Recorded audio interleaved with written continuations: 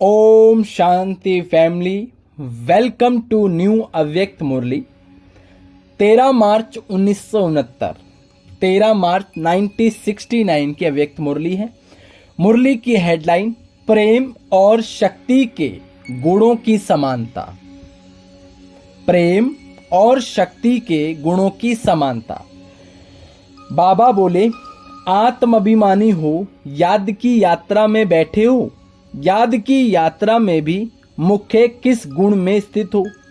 याद की यात्रा में होते हुए भी मुख्य किस गुण स्वरूप में हो? इस समय आपका मुख्य गुण कौन सा है?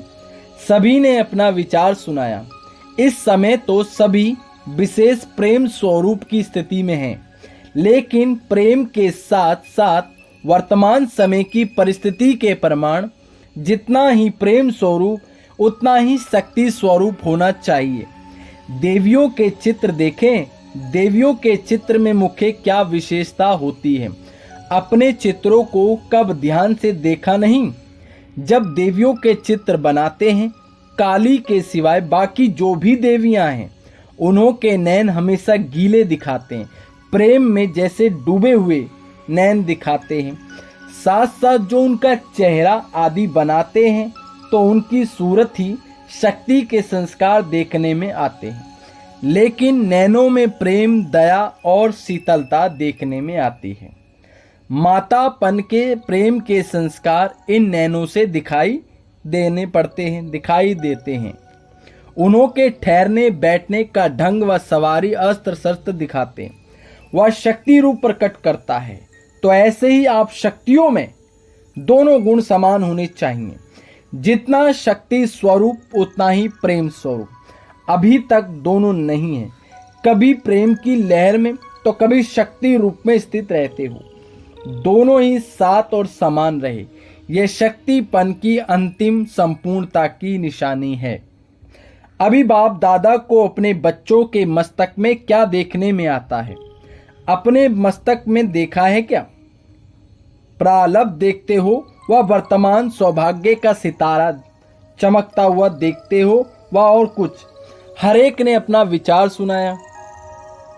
तीनों ही संबंधों से तीनों ही बातें देखने में आती हैं, इसलिए आपको त्रिशूल सौगात में भेजी है।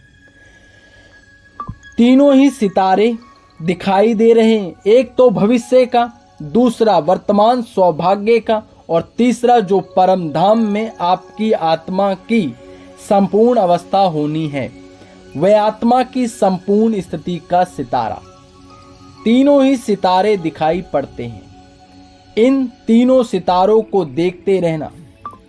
कभी कभी सितारों के बीच बादल आ जाते हैं और कभी कभी सितारे जगह भी बदली करते हैं, कभी टूट भी पड़ते हैं। यहाँ भी ऐसे है, जगह भी बदली करते हैं।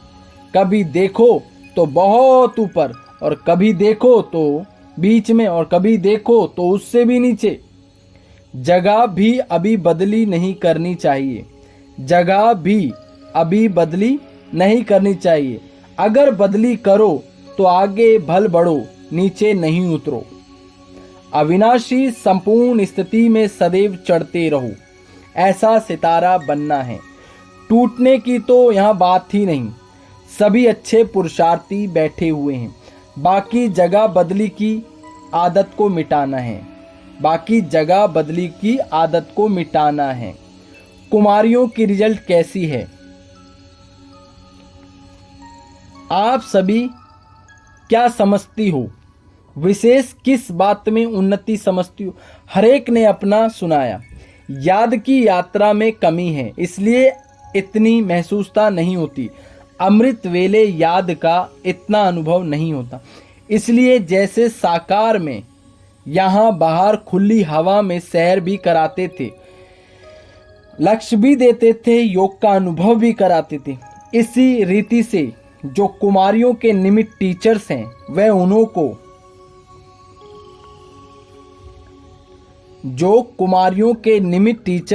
उन्हों को आधा घंटा एकांत में सैर करवावे। जैसे शुरू में तुम अलग अलग जाकर बैठते थे, सागर के किनारे पर कोई कोई कहाँ जाकर बैठते थे। ऐसी प्रैक्टिस करो। छतें तो यहाँ बहुत बड़ी बड़ी है। फिर शाम के समय भी 6 से 7:30 या 7 से 7:30 तक यह समय विशेष अच्छा होता है। जैसे अमृत वेले का सतोगुणी टाइम होता वैसे ये शाम का टाइम भी सतोगुणी है। सैर पर भी इसी टाइम निकलते हैं। उसी समय संगठन में योग कराओ और बीच बीच में अव्यक्त रूप से बोलते रहो। कोई का बुद्धि योग यहाँ वहाँ होगा, फिर अटेंशन खींचेगा। योग की सब्जेक्ट में बहुत कमी है। भाषण करना, प्रदर्शनी में समझाना, यह तो आजकल के स्कूलों की कुमारियों को एक सप्ताह ट्रेनिंग दे दो तो बहुत अच्छा समझा लेगी। लेकिन यह तो जीवन में अतीन्द्रिय सुख का अनुभव करना है। अतीन्द्रिय सुख का अनुभव करना है ना, तो उस समय ऐसा समझो जैसे कि बाप दादा के निमंत्रण पर जा रहे हैं। जैसे बाप दादा सैर करने आते हैं, वैसे बुद्धि योग बल से तुम सैर कर सकती हो। जब याद की यात्रा का अनुभव करेंगे तो अव्यक्त स्थिति का प्रभाव आपके नैनों से, चलन से प्रत्यक्ष देखने में आएगा। फिर उन्हों से माला बनावेंगे। जैसे शुरू में आप खुद माला बनाती थी ना। इस ग्रुप को उमंग उत्साह अच्छा है। बाकी एक हफ्ता बात खास ध्यान में रखनी है। 1-2 के संस्कारों को जान करके, 1-2 के स्नेह में 1-2 से बिल्कुल मिलजुल कर रहना। जैसे कोई विशेष स्नेह होता है तो उनसे कितना मिक्स हो जाता है, ऐसे ही सभी को 1-2 में मिक्स होना चाहिए। जब कुमारियां ऐसा शो करके दिखाएंगी तब फिर और भी कुमारियां सर्विस करने के निमित्त बनेंगी, और जो निमित्त बनता है उनको उसका फल भी मिल जाता है। आप शोकेस हो उनके अनेक कुमारियों को उमंग उत्साह और उन्नति में लाने की। जितना ही उमंग से साकार निराकार दोनों ने मिलकर ये प्रोग्राम बनाया, उतना ही इसका अजूरा दिखाना है। कई कुमारियों की उन्नति के निमित्त बन सकती हो, अपनी हमजींस को गिरने से बचा सकती हो। कुमारियों के साथ बाप दादा का काफ़ी स्नेह है, क्योंकि बाप दादा परम पवित्र और कुमारियां भी पवित्र हैं, तो पवित्रता को खींचती है। वर्तमान समय मुख्य विशेष यही चाहिए। हर एक महारथी का फर्ज है अपना गुण औरों में भरना है।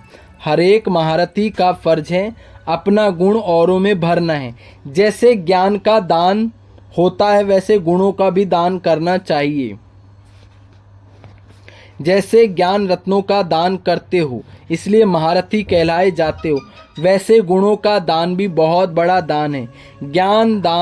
ज्ञान देना तो सहज है, गुणों का दान देना है, इसमें जरा मेहनत है। गुणों का दान करने में सभी महारथियों में नंबर 1 कौन? जनक, माना दादी जानकी जी। यह गुण उसमें विशेष है, तो एक दोस्त से यह गुण उठाना चाहिए। आबू म्यूजियम की तैयारी के बारे में बाप दादा बोले। आबू म्यूजियम की तैयारी के बारे में बाप दादा बोले, दूरादेशी और विशाल बुद्धि बन म्यूजियम तैयार करना है। पहले ही भविष्य को सोच समझकर समय को सफल करने का गुण धारण करना है और टाइम पर तैयार भी करना है। जल्दी भी हो और संपूर्ण भी हो तो कमाल है। अगर कोई भी कमी रही तो उस कमी की तरफ से सभी की नज़र जाएगी। अगर कोई भी कमी रहेगी तो उसी कमी पर सबकी नज़र जाएगी। ऐसी कमी ना हो, सभी के मुख से कमाल है ये निकलना चाहिए। सारा दैवी परिवार आपका चेहरा म्यूजियम के दर्पण में देखेंगे। अच्छा, हम रूहानी बच्चों की रूहानी माता पिता मीठे बाप दादा को याद प्यार और नमस्ते बाबा नमस्ते, सदा रहो हंसते, बन जाओ फरिश्ते, चलो परम धाम के रास्ते। मेरा बाबा, प्यारा बाबा, मीठा बाबा, शुक्रिया बाबा, आई लव यू बाबा।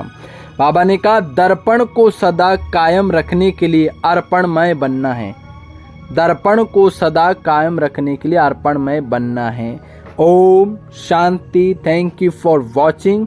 आने वाली अव्यक्त मुरलियों को सुनने के लिए आप इस चैनल को सब्सक्राइब करें, लाइक करें, कमेंट करें और दूसरों के साथ शेयर करें, जिससे अव्यक्त मुरली सुनने का सौभाग्य सबको प्राप्त हो। ओम शांति।